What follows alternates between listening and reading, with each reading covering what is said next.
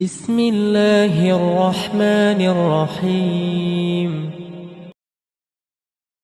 അസ്സലാമു അലൈക്കും വറഹ്മത്തുള്ളാ. സ്നേഹിതരെ,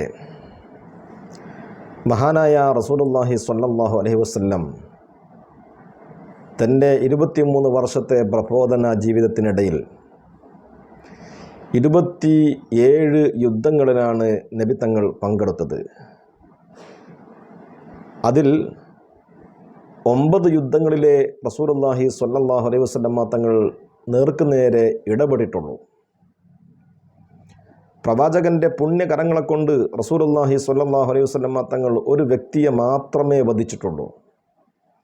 അത് ദുഷ്ടനായ ഉബയ്യ് ഇബ്നു ഖലഫിനെയാണ്.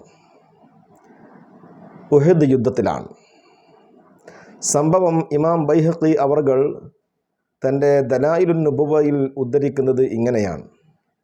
ഉർവത്ത് ഇബ്നു സുബൈർ റളിയല്ലാഹു അൻഹു ആണ് ഹദീസ് പറയുന്നത്. ഉബയ്യന് ഒരു കുതിരയുണ്ടായിരുന്നു മക്കയിൽ. അതിന് തീറ്റ കൊടുത്ത് നല്ലവണ്ണം വൃത്തിയായി സംരക്ഷിക്കും, സൂക്ഷിക്കും.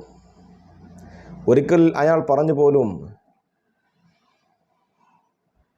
ലയഖ്തുലന്ന റസൂലല്ലാഹി സ്വല്ലല്ലാഹു അലൈഹി വസല്ലം, ഈ കുതിരപ്പുറത്ത് കയറി ഞാൻ മുഹമ്മദിനെ വധിക്കും എന്ന്.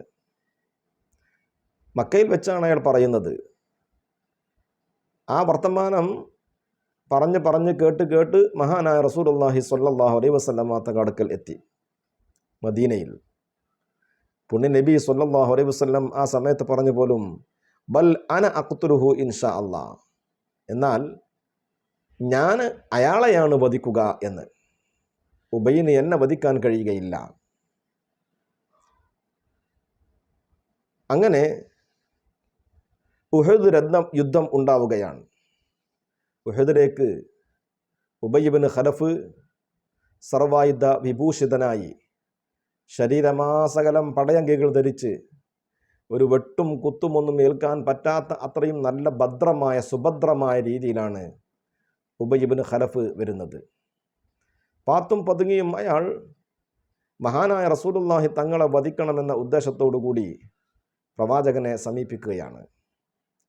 മുസ്അബ് ഇബ്നു ഉമൈർ എന്ന ചെറുപ്പക്കാരനാണ് മഹാന്മാരായ സ്വഹാബത്തിൻ്റെ യുദ്ധത്തിന് നേതൃത്വം നൽകുന്നതിൽ ഒരാൾ. ഇസ്ലാമിൻ്റെ പതാകവാഹനാണ് ബഹുമാനപ്പെട്ടവർ. റസൂലുള്ളാഹി സ്വല്ലല്ലാഹു അലൈഹി വസല്ലം തങ്ങളെ ഉബയ്യ് ലക്ഷ്യം വെക്കുന്നുണ്ട് എന്ന് മുസ്അബ് ഇബ്നു ഉമൈർ റളിയല്ലാഹു അൻഹു മനസ്സിലാക്കിയപ്പോൾ പ്രവാചകനെ സംരക്ഷിക്കുവാനും ഉബയ്യിനെ പ്രതിരോധിക്കുവാനുമായി മുസ്അബ് ഇബ്നു ഉമൈർ റളിയല്ലാഹു അൻഹു ഓടിച്ചെന്നു. ഇത് കണ്ട് ഉബയ്യ് ഇബ്നു ഖലഫ് ദുഷ്ടൻ മഹാനായ മുസ്അബ് ഇബ്നു ഉമൈർ റളിയല്ലാഹു അൻഹുവിനെ വധിച്ചു കളഞ്ഞു. ഇത് റസൂലുള്ളാഹി തങ്ങൾ നേർക്കുനേരെ കാണുകയാണ്. നേരത്തെ ഉബയ്യിൻ്റെ പ്രഖ്യാപനം റസൂലുള്ളാഹി തങ്ങൾക്ക് ഓർമ്മ വന്നു. എന്നാൽ അയാളെ വധിക്കണമെന്ന് റസൂലുള്ളാഹി സ്വല്ലല്ലാഹു അലൈഹി വസല്ലം തങ്ങൾ നേരത്തെ തന്നെ ആഗ്രഹിച്ചതും ചിന്തയിൽ ഉദയം ചെയ്തു.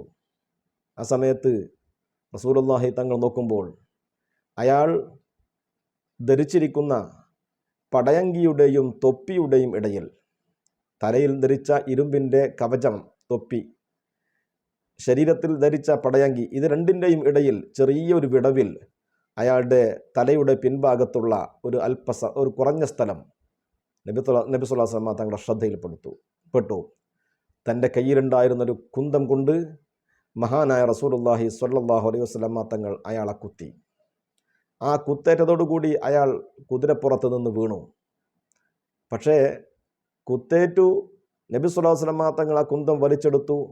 ആ കുന്തത്തിൽ വലിച്ചെടുത്തുവെങ്കിലും ആ ശരീരത്തിൽ നിന്ന് അതിമുഖമൊന്നും രക്തം വാർന്നൊഴുകിപ്പോയില്ല. ഒരു ചെറിയ മുറിവാണ് എന്ന തോന്നലാണ് തൻ്റെ കൂട്ടാളികൾക്കുണ്ടായത്. അദ്ദേഹത്തെ ചുമന്ന് അവർ കൊണ്ടുപോയി. വല്ലാതെ അസ്വസ്ഥത പ്രകടിപ്പിച്ചപ്പോൾ അവർ പറഞ്ഞു, മാ അജ്സഅക ഇന്നമാ ഹുവ ഖദശുൻ, എന്താ ഇത്ര ബേജാറാവാനുള്ളത്, ഒരു ചെറിയ മുറിവല്ലേ പറ്റിയിട്ടുള്ളൂ എന്ന്. സത്യത്തിൽ അത് വലിയ മുറിവായിരുന്നു. മഹാനായ റസൂലുള്ളാഹി സ്വല്ലല്ലാഹു അലൈഹി വസല്ലം തങ്ങളുടെ പ്രവചനം പുരണമല്ലോ. അയാൾ സംരക്ഷിക്കപ്പെടുകയും മുറിവ് ഭേദമാവുകയും ചെയ്താൽ പ്രവാചകൻ്റെ പ്രവചനം പുനരാതെ വരുമല്ലോ. അതുകൊണ്ട് അള്ളാഹു സുബ്ഹാനഹു വ തആല നടത്തിയ ഒരു ഹിക്മത്താണ് അതിൽ നിന്ന് അധികം രക്തം വരാതെ സൂക്ഷിക്കുക എന്നുള്ളത്. അപ്പോൾ അയാൾ പറഞ്ഞു, വല്ലാഹി ലൗലം യുസ്ബിനി ഇല്ലാ ബിരീഖിഹി ലഖതലനി. മുഹമ്മദിൻ്റെ നീര് കൊണ്ടാണ് എന്നെ തൊട്ടത് എങ്കിലും ഞാൻ മരിക്കുമായിരുന്നു എന്ന്. അത് മതി ഞാൻ മരിക്കാൻ എന്ന് അയാൾ മനസ്സിലാക്കി. 1-2 ദിവസങ്ങൾ അങ്ങനെ ചക്രശ്വാസം വലിച്ച് കിടക്കുകയും പിന്നീട് അയാൾ മരണത്തിന് കീഴ്പ്പെടുകയും ചെയ്തു. മഹാനായ റസൂലുള്ളാഹി സ്വല്ലല്ലാഹു അലൈഹി വസല്ലമ തങ്ങൾ ബൽ അന അഖ്തുലുഹു ഇൻഷാ അള്ളാഹു ഉദ്ദേശിക്കുകയാണെങ്കിൽ ഞാൻ അയാളെ വധിക്കും എന്ന് നേരത്തെ നടത്തിയ പ്രവചനം ഉഹദിൽ അള്ളാഹു സുബ്ഹാനഹു വ തആല സാക്ഷാത്കരിച്ചു കൊടുത്തതാണ് ചരിത്രത്തിൽ നമുക്ക് വായിക്കാൻ കഴിയുന്നത്. അള്ളാഹു നമ്മെ അനുഗ്രഹിക്കട്ടെ. അസ്സലാമു അലൈക്കും വറഹ്മത്തുള്ളാഹി.